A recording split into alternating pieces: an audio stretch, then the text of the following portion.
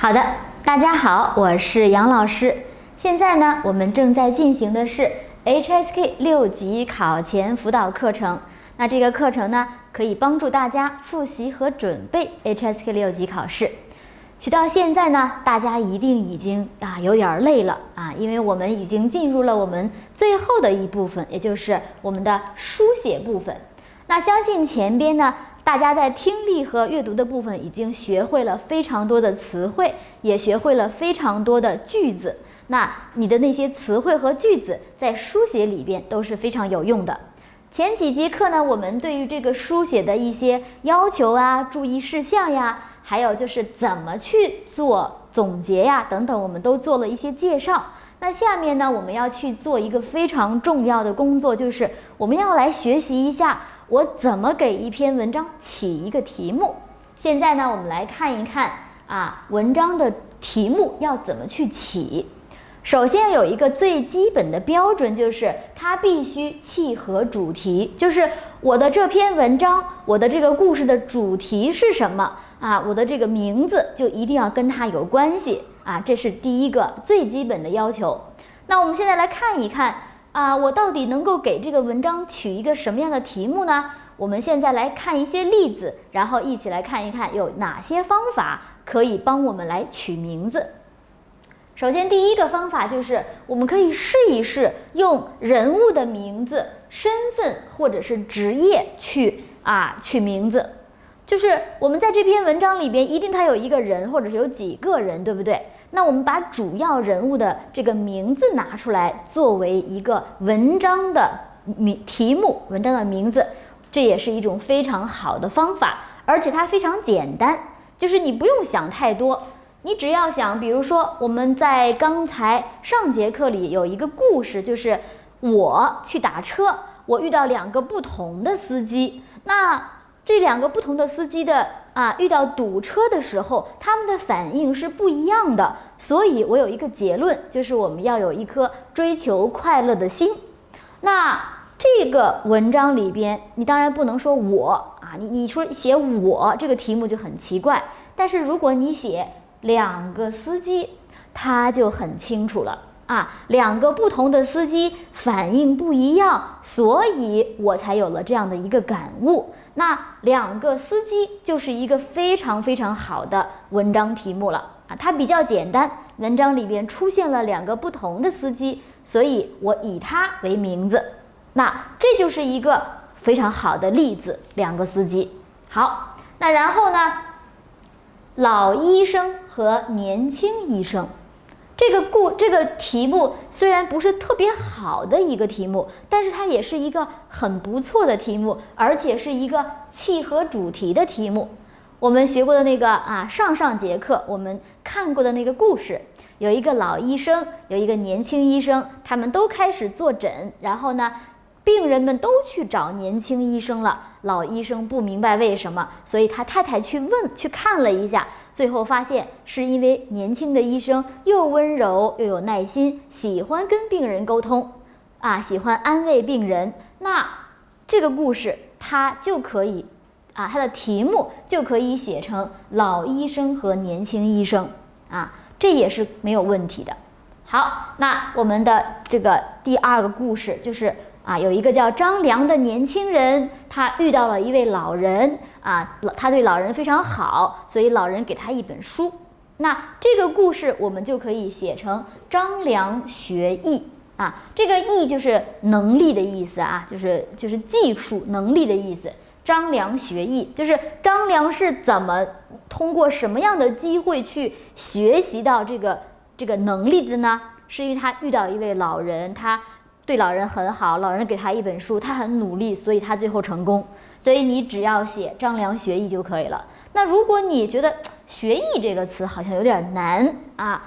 因為可能你的故事裡邊沒有學習這樣的說法，這樣的內容，所以你就可以寫一個，比如說張良的故事或者是張良做什麼什麼，就是這個人的名字加上他做什麼什麼也是可以的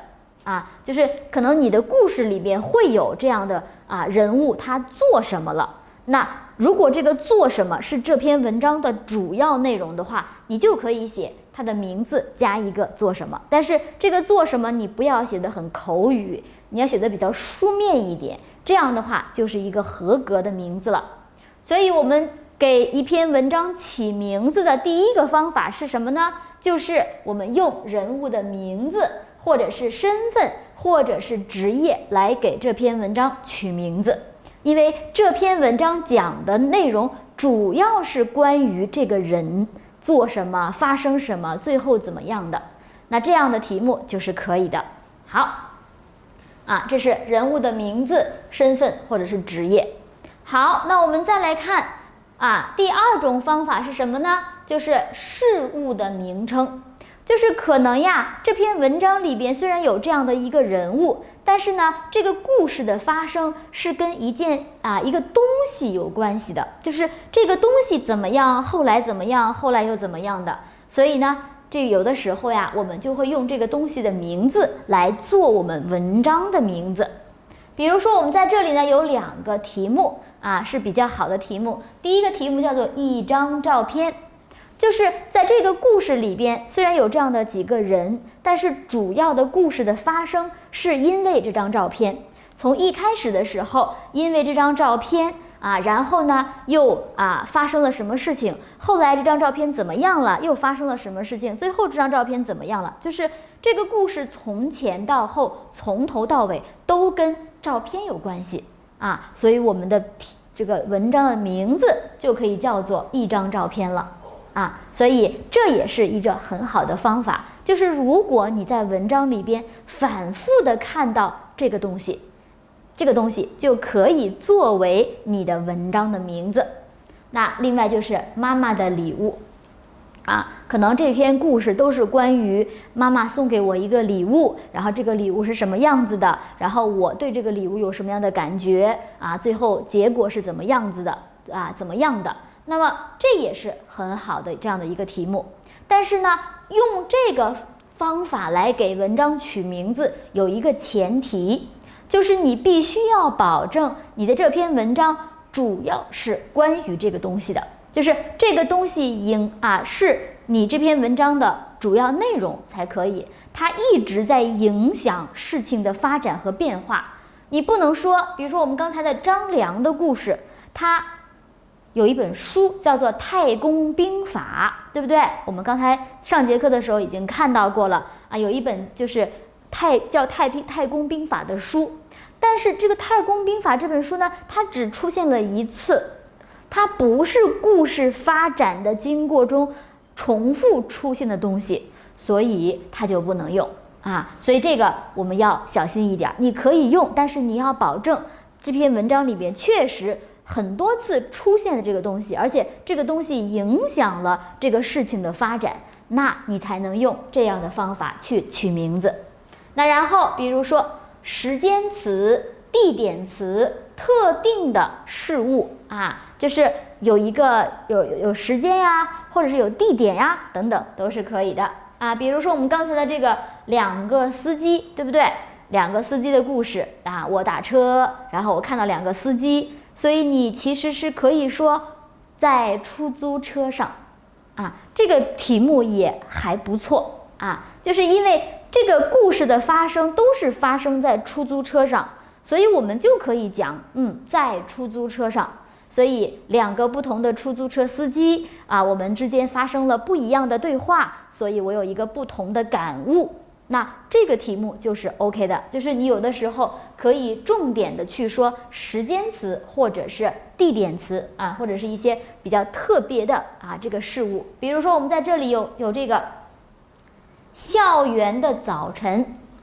校園的早晨在學校早上的時候發生了一件什麼樣的事情？那這個事情都是就在這個早晨發生的，沒有別的時間，可能後面有一點點什麼結果。那這個主要的事件就是發生在校園的早晨，那你就可以用這個來作為你的名字，就是這個主要的事情發生的時間和發生的地點就可以作為你文章的題目了。那另外就是比如說家鄉的小河，那可能我的這件事情主要是發生在這個家鄉的小河旁邊啊，或者是我這篇文章主要就是想描述我家鄉的小河是怎麼樣的，小的時候發生了什麼事情等等，那你就可以用這個來作為名字。但是也是你要注意啊，就是你必須要保證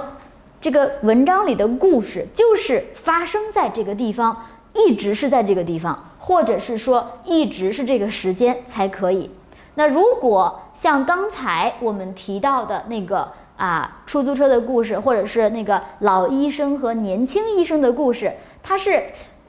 地點不是很明顯，不是很清楚，而且老是換來換去的，那你就不能用這樣的方法來取名字了，這是你需要小心的。那另外我們還有比如說文章的主要事件就是文章最重要的事情發生了之後，比如說中獎之後或者是找駱駝，或者是美麗的欺騙等等就是這件事情，就是這篇文章裡邊發生了什麼事情呀比如說第一個是這個故事的開始就是有一個人他在這個廚房裡邊工作，那他有一天突然中獎了，那中獎之後呢，大家都猜他可能明天就不來上班了吧，但是呢沒想到人家就來了以後呢，別人就都問他，你有這麼多的錢，你為什麼還要工作呀？然後他給出了一些解釋，然後他就一直在這個廚房裡邊工作。那這個故事其實就是關於中獎之後這個人做了什麼，他為什麼這麼做所以呢，這個是我們的比較重要的核心的一個內容，所以我們可以用這個就作為文章的名字。那另外呢，比如說找駱駝，可能這個故事就是關於找駱駝的故事。還有美麗的欺騙，就是關於欺騙的故事好像是有一個年輕人他生病了，他生病的時候呢，因為他的父親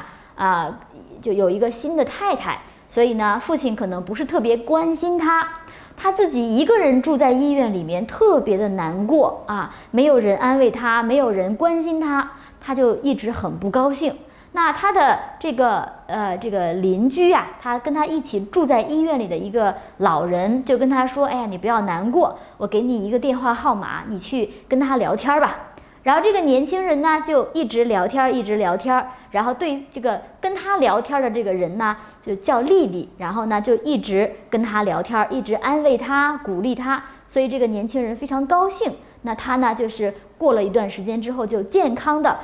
出院了。出院之後呢，他就打電話給這個麗麗，然後呢對方接電話的人是一個男的，那這個男的呢他就說你的病已經好了，這個非常好。那後來呢這個年輕人去醫院裡面發現，這個電話號碼是他當時那位鄰居的號碼那位鄰居的50多歲的那個老人的號碼。所以實際上是這位老人欺騙了這位年輕人他說他是麗麗，是一個年輕溫柔的女孩子，但是其實不是。可是呢，他欺騙他的目的是要幫助他，讓他快一點好起來所以呢，這是一個美麗的欺騙。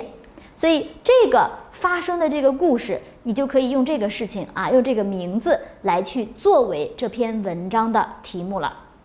因為它就是一個美麗的欺騙的故事。好，那這是我們的第4種方法，文章的主要事件。那另外最後我們還發現文章的中心句或者是點題句就是這篇文章的那個道理他在最後的時候都會寫一個道理，你在這個道理裡邊可以選擇一個名字。比如說那我們剛才的2個司機在出租車上，我們還可以用這個工作是為了快樂2位不同的司機，那有一位司機說我們工作就是為了快樂，所以我們要有一個尋找快樂的心，那你就可以說題目叫做工作是為了快樂，或者是說我們要有叫什麼尋找快樂的決心那也是可以的。或者是快樂是一種習慣，比如說我們剛才在這個文章裡面看到的，快樂其實是一種習慣，不管大環境怎麼樣怎麼變，尋找快樂的決心不能變。所以快樂是一種習慣和尋找快樂的決心，這2個短語都可以作為你文章的題目，因為它是這篇文章的道理和感悟，它是它的所謂的这个主題句，所以你在這個句子裡邊找到最重要的內容，就可以作為我們的文章的題目了。那同學們在看了這些之後，是不是覺得稍微的清楚一點了呢？怎麼去給文章起一個好的題目，其實也是非常重要的。那一般來說呢，同學們會在寫完了文章以後再來取題目但是你千萬不要忘了就是你在讀文章第1遍、讀文章第2遍之後呢，你可以其實腦子裡面應該已經有一個想法了，那個時候你可以把題目寫下來了。那又或者是說，你先去寫文章，寫文章以後呢，你不是要讀嗎？你要去檢查嘛，你檢查的時候就可以想，用這個還是用這個好，所以其實也是很容易就想出來一個題目的。但是大家一定要注意，這個題目呀，一定要是一個好題目不能是跟文章沒有什麼關係的一個題目。這樣的題目呢，一般來說就是會扣分了，所以你的分數就不會特別高了。好，這是我們這節課裡面關於文章題目的一些講解，大家可以呢在以後呢看文章的時候，你去試一試取一些題目。如果你覺得我這個題目覺得不知道好不好，你可以發微信來問我們，我相信我們老師們一定會非常願意回答你的問題。那下面呢，我們就來看一看另外的一個問題，就是標點有可能同學就是說，老師，這個很重要嗎？這個其實也是非常非常重要的，因為老師呀以前看過同學們寫文章，寫非常非常非常非常非常非常長的一個句子，只有一個標點，那這個其實就是不正確的。有很多同學在寫文章的時候沒有注意到，中國人寫文章它是有格式的要求，有標點的要求的。那我們現在呢就要來一起學習一下中國人寫文章這個標點和格式有什麼樣的要求。首先呢，我們要來看一下在這裡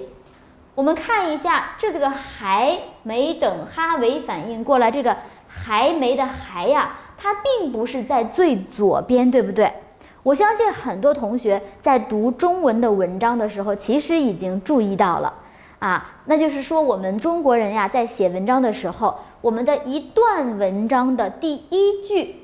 第一個字一定要空2格，就是前面有2個字是空的，然後我們在第3個字開始寫我們的文章，這一點同學們一定要注意了。那比如說這一段寫完了，我再重新開始另外一段的時候，我也是空2格，然後再開始寫第2段。那這個是非常重要的，同學們一定要注意一下，就是每一段文字前邊都要空2格，空2個漢字的位置，表示你這個是非常獨立的一段。好，這是我們的第一個需要注意的事情。那然後我們再來看一下我們首先來看一下，還沒等哈維反應過來，那團毛茸茸的東西就已經衝向了等在終點的教練。哈維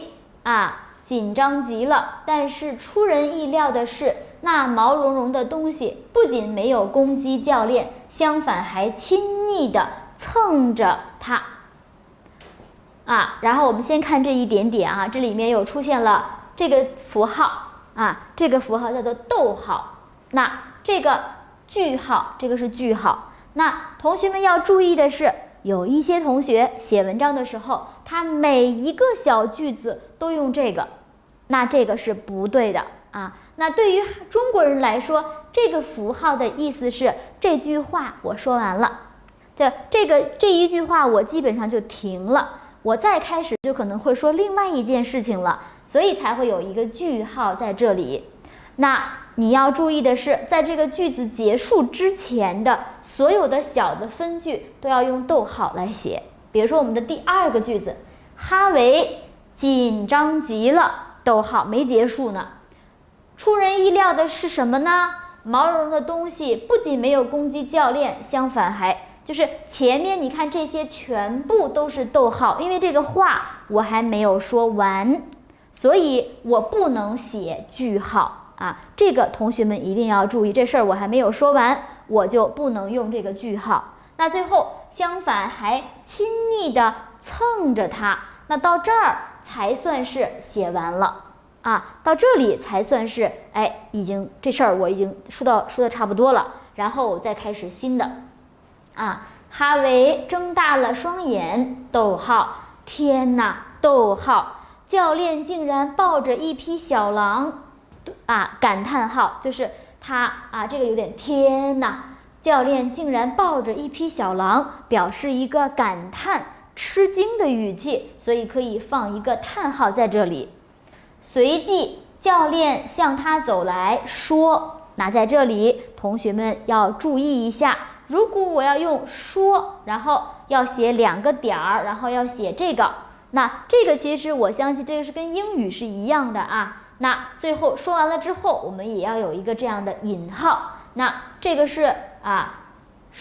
這個上引號還有下引號，那這樣的這個符號你一定要注意。”你在說話的時候，你不能沒有這個東西，如果沒有的話，它就是錯誤的。那同學們在用打字的時候呢，可能如果你用網絡考試呢，你一般會用那個搜狗拼音的輸入法。那這個時候呢，你一定要注意一下你打字的時候是一個點兒還是一個小圈兒，這個是很重要的啊，它是不一樣的。一個點兒的那個是英語的輸入法的標點。那一個小的圈兒才是漢語的標點的輸入法，所以這個也是需要你注意一下啊，你需要小心一點的。那基本上我們在寫一篇故事的時候，我們這個400字的故事會用到的標點就是逗號，還有句號，還有這個上引號、下引號，這些就差不多已經夠了。那還有一個就是就是這個問號。土狼，這個問號就是如果是有一個問題的話，你就可以用這個問號就可以了。所以基本上就是這幾個，沒有更多的這個符號